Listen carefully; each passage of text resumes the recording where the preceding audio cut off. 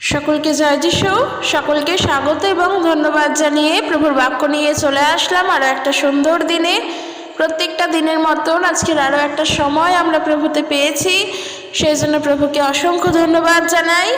যেন প্রত্যেকটা দিন প্রভুতে সুন্দরভাবে চলতে পারি, যেভাবে দিন প্রতিদিন তিনি আমাদেরকে এগিয়ে নিয়ে চলেছেন, যেন সেই মতন করে জীবনের শেষ পর্যন্ত প্রভুতে স্থির থেকেই যেন এগিয়ে চলতে পারি, এই প্রার্থনা সদা সর্বদা প্রভু যিশুর কাছে আমরা রাখব। তো চলো আজকের ভিডিও শুরু করি। আজকের যে বিষয় নিয়ে আলোচনা করব তা হলো, যখন আমরা আমাদের জীবনের সব থেকে হতাশায় থাকবো, সব থেকে বেশি নিরাশার মধ্যে থাকবো, সেই সময় আমাদের কি করা উচিত। আর আজ আমি সেই বিষয় নিয়ে আলোচনা করব যে দেখো, আমি বলতে চাই, জীবনে যখন সব থেকে কঠিন মুহূর্ত, কঠিন সমস্যা, নিজের পরিবারের মধ্যে শান্তি নেই, নিজের জীবনের মধ্যে শান্তি নেই, নিজের মধ্যে নিজের শান্তি নেই, সেই সময় ঠিক সেই সময়েই মানুষ সব থেকে ভুল পদক্ষেপগুলো নেয়। মানুষ ওই সময়গুলোতেই সব থেকে নিজের জীবনকে অন্য পথে নিয়ে চলে যায়। মানুষের জীবনে যখন প্রেমের অভাব ঘটে, মানুষ তখন বিপথে চলে যায়। যখন মানুষ কোনো বিশেষ কারণের জন্য নিরাশার মধ্যে থাকে, হতাশার মধ্যে থাকে, প্রভুর ওপরে বিশ্বাস, প্রভুর ওপরে আস্থা তখন তাদের হারিয়ে যায়। আর আজ আমি সেই বিষয়গুলো নিয়ে বলতে চাই। মানুষের জীবনে যখন প্রেমের অভাব, আমাদের জীবনে যদি প্রেমের অভাব হয়, যদি একজন তুমি বিশ্বাসী হও, তাহলে তুমি প্রেমের জন্য চিন্তা করছো। কারণ ঈশ্বর তিনি এই জগৎকে এতই প্রেম করেছেন যে নিজের একজাত পুত্রকে দান করেছেন আমাদের জন্য। তাহলে আজ আমরা প্রেমের জন্য কাঙাল হয়ে পড়ছি, তা আবার মানুষের প্রেমের জন্য। মানুষ যখন একজন মানুষকে ধোঁকা দেয়, মানুষ যখন অপর মানুষকে ঠকায়, তখন মানুষের জীবনে সব থেকে বেশি দুঃখ নেমে আসে। আর একজন খ্রিস্ট বিশ্বাসী হয়ে এই সমস্ত যে আমাদের জীবনে হবে না, সেটা কিন্তু আমি বলছি না। কিন্তু একবার চিন্তা করে দেখো, ঈশ্বর তোমাকে কতটা প্রেম করেছেন, যে ঈশ্বর নিজের একজাত পুত্রকে তোমার জন্য দান করেছেন, যে ঈশ্বর নিজের একজাত পুত্রকে তোমার জন্য এই পৃথিবীতে দিয়েছেন। ঈশ্বর তোমাকে কতটা প্রেম করেন। আর মানুষ আজকের জগতের প্রেমের জন্য বসে থাকে এবং জাগতিক যে সমস্ত প্রেম আছে তার জন্য অপেক্ষা করে থাকে। একবারও চিন্তা করে না যে আমার প্রভু আমাকে কতটা প্রেম করেছেন। আমার প্রভু যদি আমাকে প্রেম নাই করতেন, তাহলে তিনি নিজে মাংসে মূর্তিমান হয়ে আমার কাছে আসতেন না। তিনি যদি আমাকে ভালো নাই বাসতেন, তাহলে তার শিক্ষা তিনি আমাদেরকে দান করতেন না, তার তালন্ত তিনি আমাদেরকে দিতেন না। আমরা তার কাছে প্রার্থনা করতে পারতাম না, তার প্রশংসা করতে পারতাম না। তিনি আমাদেরকে প্রেম করেছেন বলেই আমরা আমাদের পাপের ক্ষমা পেয়েছি, আর তার জন্য আমরা তার নামের গৌরব করতে পারি। তিনি যদি এই জগৎকে প্রেম না করতেন, তাহলে আমরা আজকের উদ্ধার পেতাম না।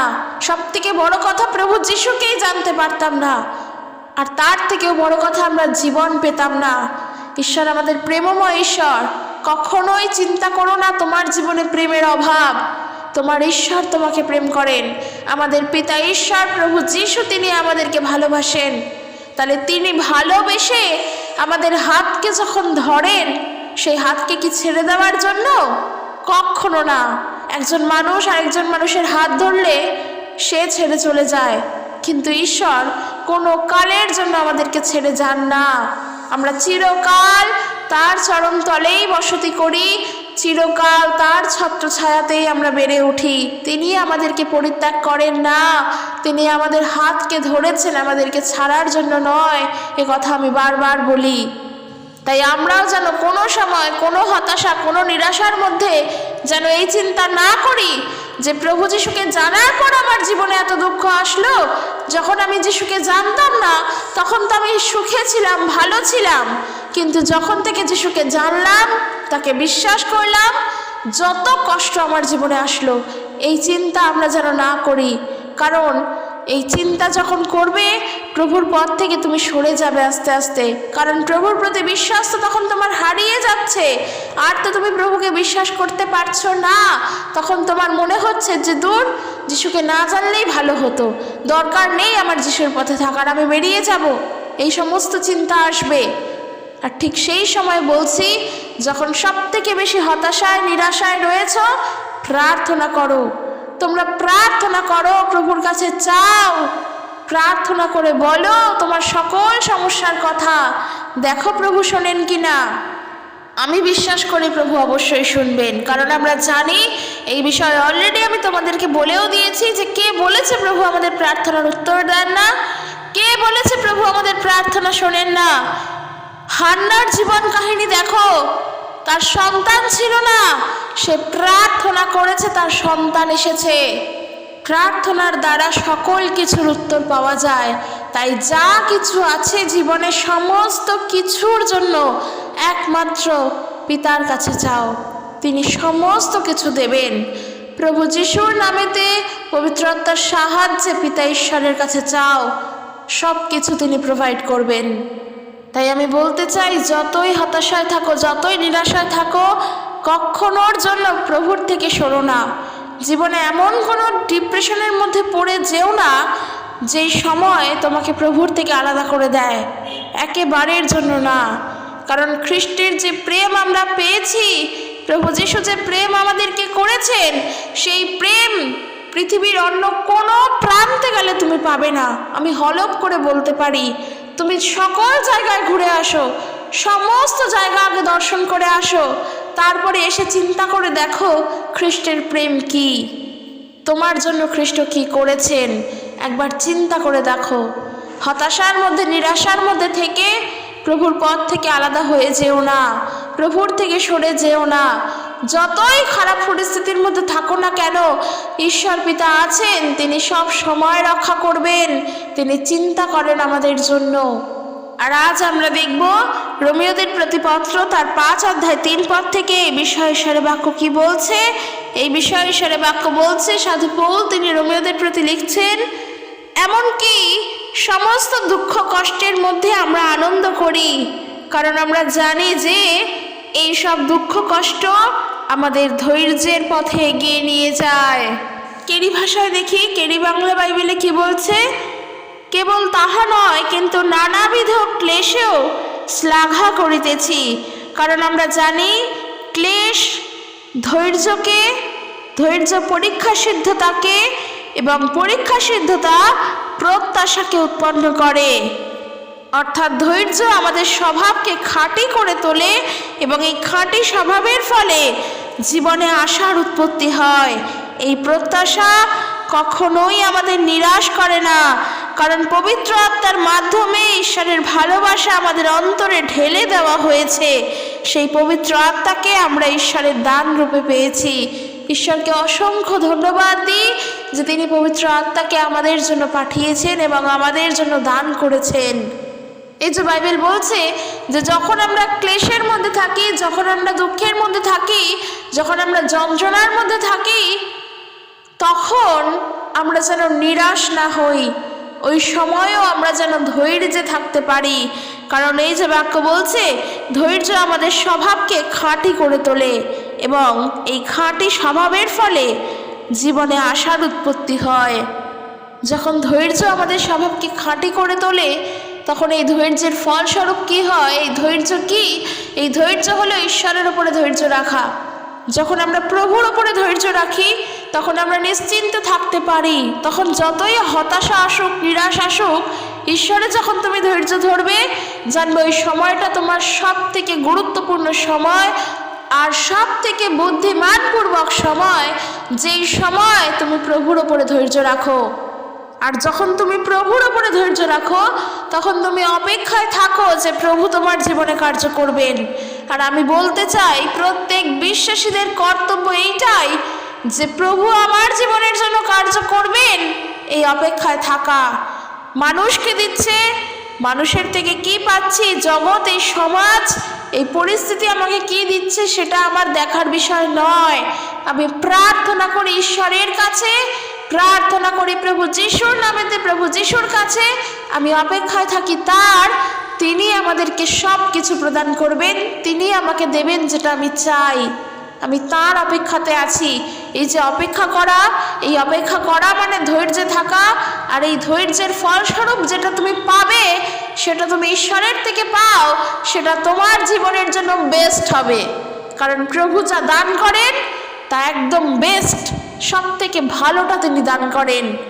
তাই এই বাক্যগুলো শুনতে সত্যি খুব ভালো লাগলেও তার আগের পরিস্থিতিগুলো চিন্তা করবে, সেই সময়গুলো কতটা কঠিন।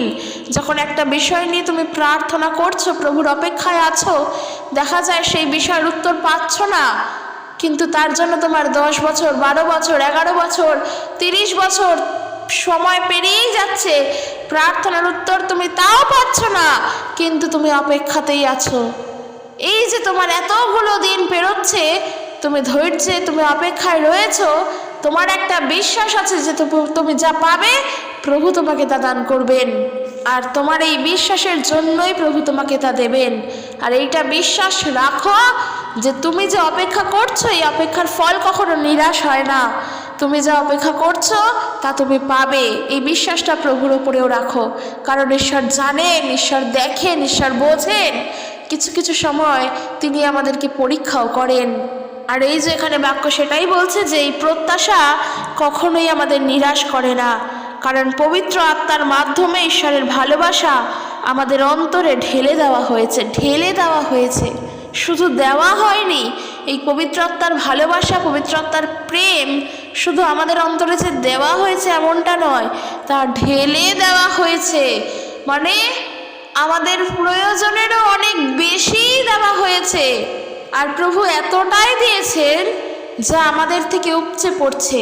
এখানে বোঝার বিষয় আছে, ঈশ্বর যে পবিত্র আত্মাকে আমাদের কাছে দান করেছেন, পবিত্র আত্মার প্রেম পেয়েছি, এই যে পবিত্র আত্মার প্রেম আমাদের মধ্যে ঢেলে দেওয়া হয়েছে, উথলিয়া পড়ছে, উপচে পড়ছে আমাদের থেকে। আর এই যে আমাদের থেকে প্রেম উপচে পড়ছে, তার জন্যই আমরা আরও 10 জনের কাছে পবিত্র আত্মার প্রেমের কথা বলতে পারছি, আর তারা তা শুনতে পারছে এবং জীবন পাচ্ছে। আবার তারও থেকে আরও 10 জন জানতে পারছে। এই প্রেমের শেষ নেই, এই প্রেম অফুরন্ত প্রেম। এই জন্য ঈশ্বর যা দেন তা কোনো দিনের জন্য ফুরায় না। ঈশ্বরের থেকে তুমি যেটা পাবে তা অনন্তকালীন, তা কোনো কালের জন্য ফুরাবে না। প্রভু তোমাকে যা দান করবেন তা চিরকাল তোমার সাথে থাকবে।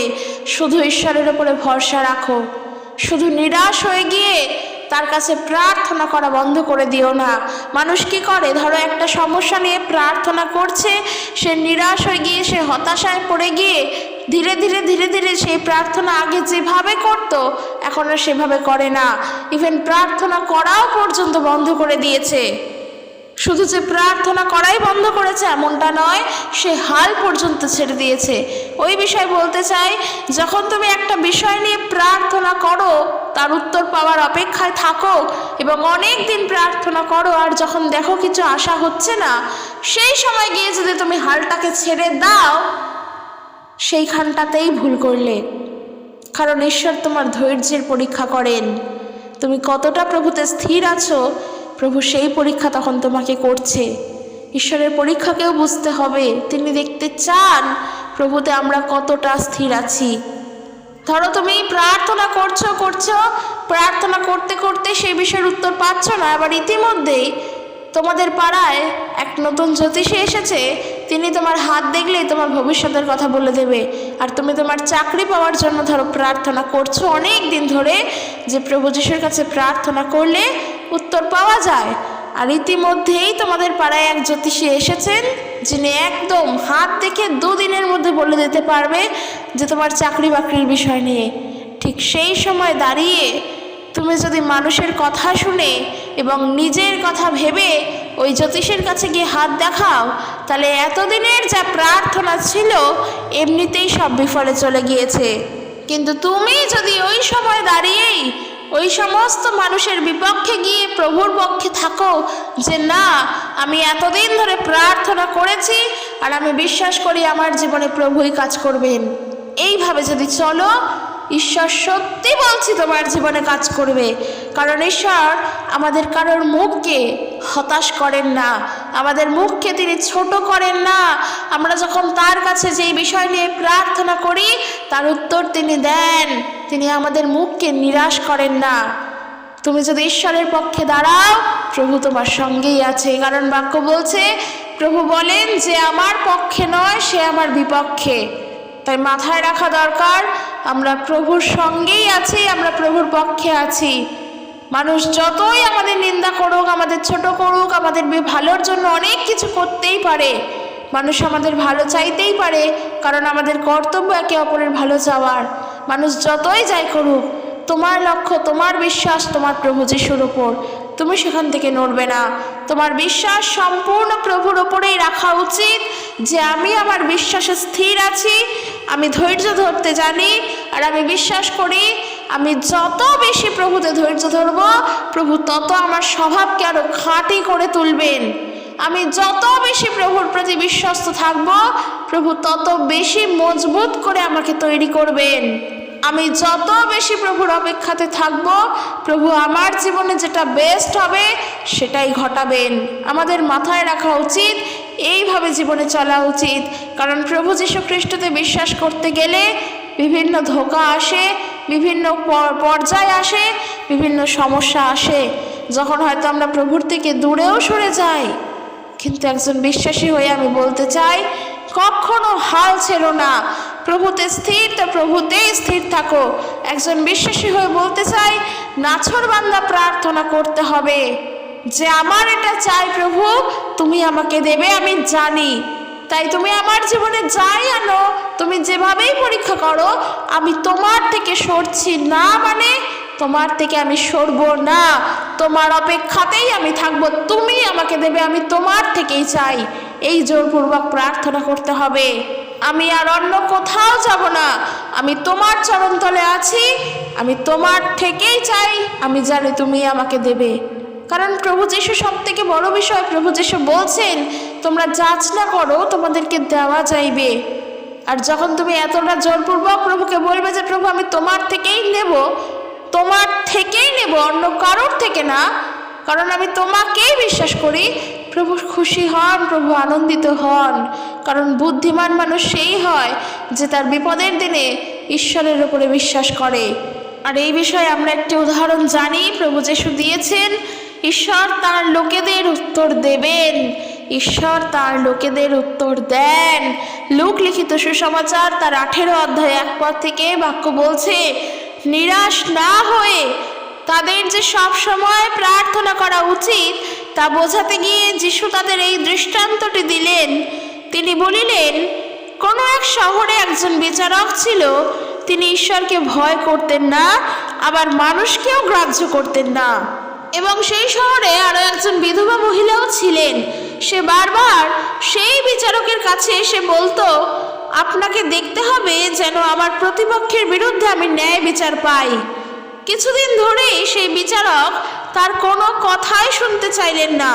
কিন্তু এক সময় তিনি মনে মনে বললেন, যদিও আমি ঈশ্বরকে ভয় করি না আর মানুষকেও মানি না, তবু এই বিধবা যখন আমার প্রতি এত বিরক্ত করছে, আমাকে বারবার এসে বিরক্ত করে বলছে, একই কথা বারবার যখন বলছে, তখন আমি অবশ্যই দেখব যে সেই বিধবা মহিলা যেন ন্যায় বিচার পায়।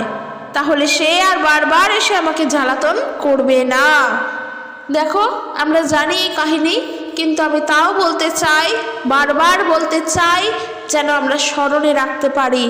এই যে বিধবা মহিলা, তিনি ওই বিচারকের কাছে কিন্তু বারবার যাচ্ছে ন্যায় বিচার পাওয়ার জন্য। সে কিন্তু আর অন্য কোনো বিচারকের কাছে যাচ্ছে না, ওই একজনের কাছেই যাচ্ছে। আর ওই বিচারক যতবার ওই মহিলাকে ফিরিয়ে দেন, ওই মহিলা তত ওই বিচারকের কাছেই যায়, এতবার ধরে যাচ্ছে।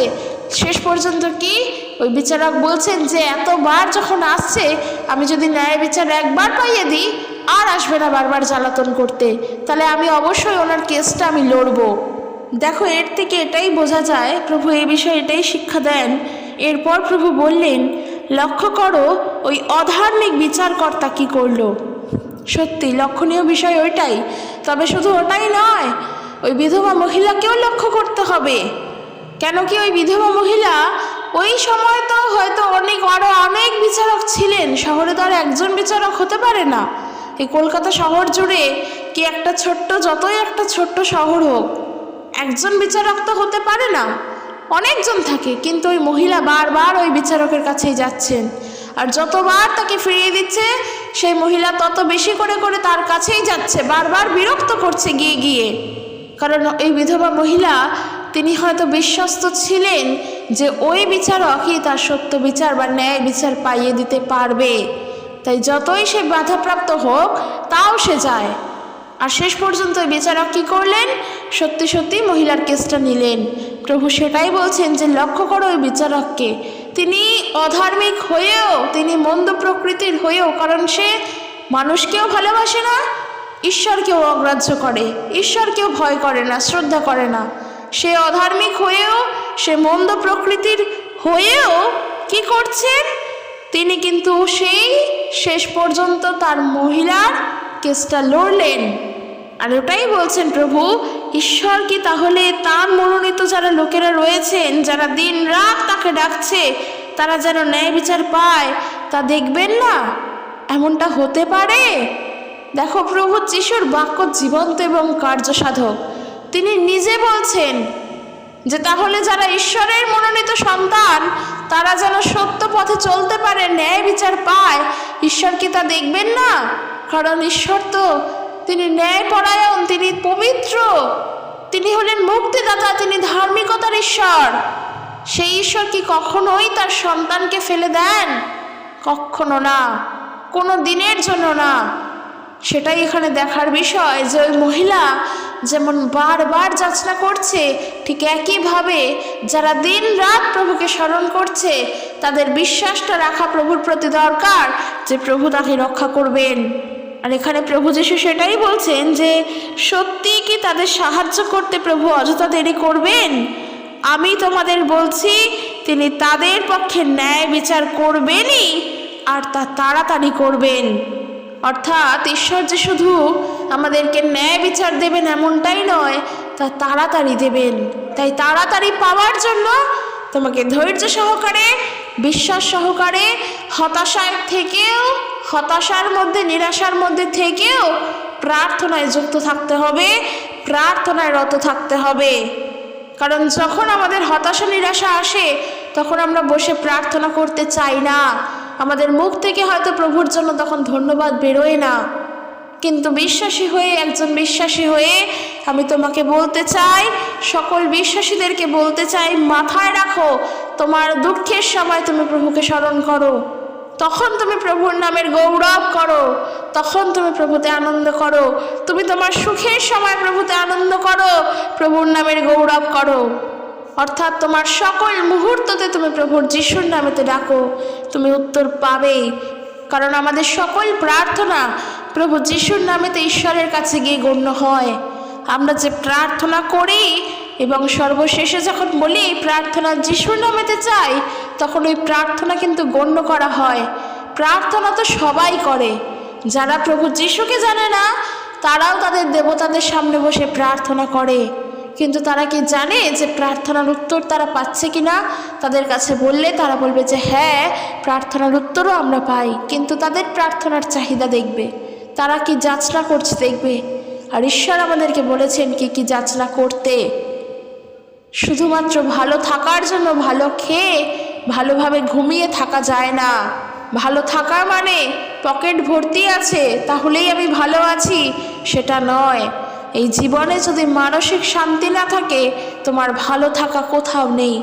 আর প্রভু যিশু বলছেন, তোমার সকল চিন্তা ভাবনার ভার আমার ওপরেই রাখো। কেন কি?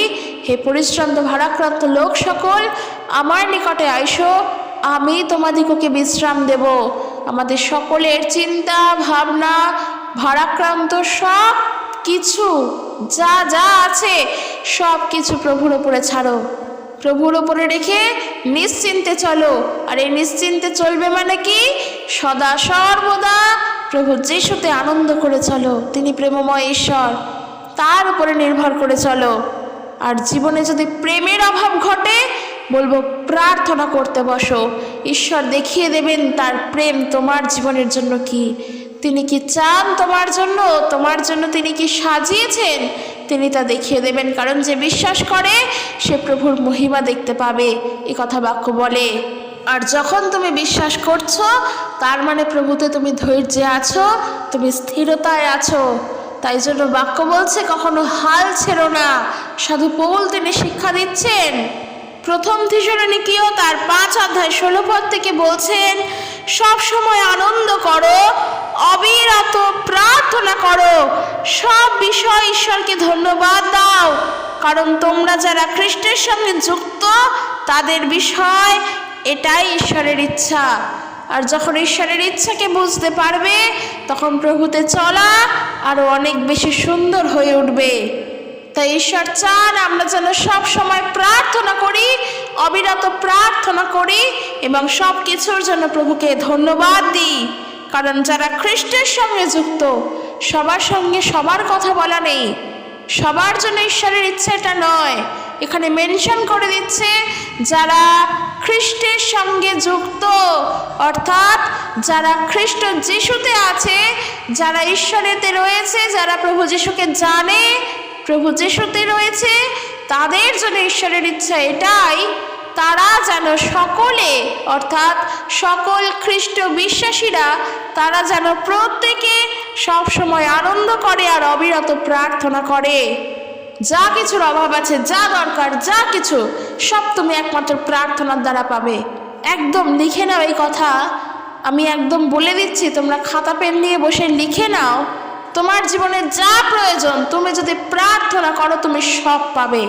সেই প্রার্থনা অতি অবশ্যই পৌঁছতে হবে ঈশ্বরের কাছে, তাহলেই তুমি পাবে। আর ঈশ্বরের কাছে পৌঁছানোর জন্য সেই প্রার্থনা কিভাবে প্রার্থনা করবে? প্রভু যিশুর নামেতে প্রার্থনা করবে, পবিত্র আত্মার সাহায্যে প্রার্থনা করবে। আত্মাতে কখনোই নির্বাণ হইও না, পবিত্র আত্মাতে সব সময় আনন্দ করো এবং পবিত্র আত্মাকে কখনো নির্বাণ করো না। কখনোই পবিত্র আত্মাকে ছোট করো না, কারণ তার যা শক্তি সেই শক্তি আনলিমিটেড শক্তি।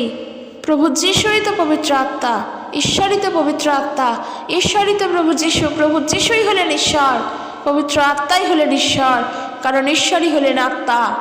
বোঝা গেল? পিতা পুত্র পবিত্র আত্মা একজন, যার কোনো কনস্ট্রাকশন ফিগার নেই, যাকে চোখে দেখা যায় না, তিনি হলেন আত্মা। কেন বলছি? কারণ প্রভু যিশুকে তো চোখে দেখা গিয়েছে, তার শিষ্যেরা দেখেছে, সেই মতন সাক্ষ্য তারা দিয়েছে। শুধুমাত্র প্রভু যিশুর তারা দৈহিক রূপটাই দেখেছে, কেননা প্রভু যিশু 3 দিন বাদে পুনরুত্থিত হয়ে গিয়েছেন। তিনি জীবন্ত ঈশ্বর, তিনি হলেন আত্মা। তাকে খালি চোখে দেখা যায় না, তাকে অনুভব করতে হয়, তাকে উপলব্ধি করতে হয়, তাকে বুঝতে হয়, তার প্রেমকে জানতে হয়, তার ভাষাকে শিখতে হয়, তার ইচ্ছাকে বুঝতে হয়। আর তার ইচ্ছাকে বোঝার জন্য, তার প্রেমকে জানার জন্য, তার ভাষাকে শেখার জন্য, তার উপস্থিতিকে বোঝার জন্য তার বাক্যকে পড়তে হয়, তার বাক্যের সঙ্গে যুক্ত থাকতে হয় আর প্রার্থনা করতে হয়। তাহলে সব কিছু বোঝা যায়, শুধু দরকার প্রার্থনা করা।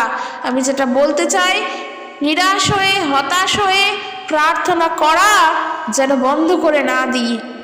হাল ছেড়ে দিলাম, উত্তর পাচ্ছি না, অনেক দিন ধরে প্রার্থনা করছি, দূর কিছুতেই কিছু হচ্ছে না, ও যিশু আছে কিনা তারই ঠিক নেই, তা সে আবার আমাকে দেবে, এই ধরনের কথাগুলো যেন না বলি।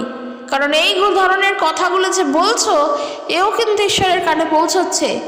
তুমি যদি বিশ্বাস করো যে তোমাকে ঈশ্বর দেখতে পান, তুমি যদি বিশ্বাস করো যে প্রভু তোমার সকল কথা শুনতে পান, তাহলে তুমি এটা জেনে রাখো তোমার ঈশ্বরের প্রতি করা সমস্ত অভিযোগও কিন্তু প্রভু শুনতে পান। আর যেখানে আমাদের বাক্য শিক্ষা দেয় যেন ঈশ্বরের বিরুদ্ধে কোনো অভিযোগ না আনি, এই বিষয়ে অলরেডি আমি বলে দিয়েছি। সেই জায়গায় প্রভু আমাদেরকে বলছে যেন প্রভুর বিরুদ্ধে কোনো কথা না বলি, প্রভুর বিরুদ্ধে যেন কোনো রকমের অভিযোগ না তুলি। তাহলে প্রভু যদি আমাদের সকল দুঃখের কথাও শুনতে পান, তাহলে প্রভুকে যে আমরা নিন্দা করছি, তার নামের যে নিন্দা করছি, সেটাও কিন্তু প্রভু শুনতে পান। কাজেই খুবই সাবধানতায় চলতে হবে, কারণ আমি বলেইছি আমাদেরকে ঈশ্বরের বাক্য সেই শিক্ষাই দিয়েছে উপদেশক কি, যখন আমরা উপাসনা করব যেন সাবধানতায় করি, যখন আমরা প্রভুর নামের গৌরব করব যেন এই মুখ দিয়ে যখন বলছি তার সাবধানতায় বলি। অবশ্যই তাই, কারণ ওই যে বলি না যে এই মুখের বাক্যর দ্বারাই আমরা মানুষের মৃত্যু পর্যন্ত ডেকে নিয়ে চলে আসতে পারি, আর এই বাক্যের দ্বারাই মানুষের আশীর্বাদের কারণ হতে পারি। ঠিক একইভাবে এই মুখের বাক্য দ্বারাই ঈশ্বরের গৌরবও করতে পারি, এই মুখের বাক্যর দ্বারাই ঈশ্বরের নিন্দাও করতে পারি। কোনটা শ্রেয়, একজন বিশ্বাসীর জীবনের দ্বারা ঈশ্বরের গৌরব করা নাকি ঈশ্বরের নিন্দা করা? অবশ্যই ঈশ্বরের গৌরব করা। এমন প্রশ্ন করাটাই ভুল যে আমরা ঈশ্বরের নিন্দা করব কিনা, একেবারের জন্য না। প্রভুর গৌরব করো, কারণ ঈশ্বরের বাক্য বলছে তোমাদের সকলের সৎক্রিয়া দ্বারা সদ আচরণ দ্বারা যেন স্বর্গস্থ পিতার গৌরব হতে পারে, সেই চেষ্টাই করতে হবে যেন আমাদের সকল কিছুর দ্বারা ঈশ্বরের গৌরব হয়। তাই একজন বিশ্বাসী হয়ে তুমি যদি তোমার হতাশার সময়, নিরাশার সময় ভুল পদক্ষেপ নাও, ভুল কাজ করো, অবশ্যই সেটা ভুল। তাই মাথায় রাখো প্রভু আছেন, প্রার্থনা করো, সব ভার তার উপরে ছাড়ো, তিনি তোমাকে সত্যের পথ, সঠিক পথ দেখাবেন, সঠিক রাস্তায় তিনি তোমাকে নিয়ে যাবেন, তার উপরে নির্ভর করো। তাই আমি বিশ্বাস করি আজকের এই বাক্যের দ্বারা আমরা আমাদের সকল হতাশা, নিরাশা, দুঃখ, যন্ত্রণা প্রভুর ওপরে রাখবো, শুধু প্রভুতে আনন্দ করব, সকল ভার তার ওপরে চোখ বন্ধ করে ছেড়ে দেব, প্রার্থনা করে বলবো যে প্রভু আমি জানি না, তুমি চিন্তা করো, তুমি ভাবো, আমি বুঝবো না কিছু, তুমি যেটা করাবে আমি সেটা করব, তোমার নামেতেই আমি সব কিছু করব। এই প্রার্থনা যেন করি। ঈশ্বর তার আপন বাক্যের দ্বারা আমাদের প্রত্যেককে আশীর্বাদ যুক্ত করুক। ভিডিওটি অবশ্যই শেয়ার করে দিও, কারণ মানুষ ভুল সময়ে ভুলভাবে প্রভুকে ভুল বোঝেও, কিন্তু সেটা ঠিক নয়।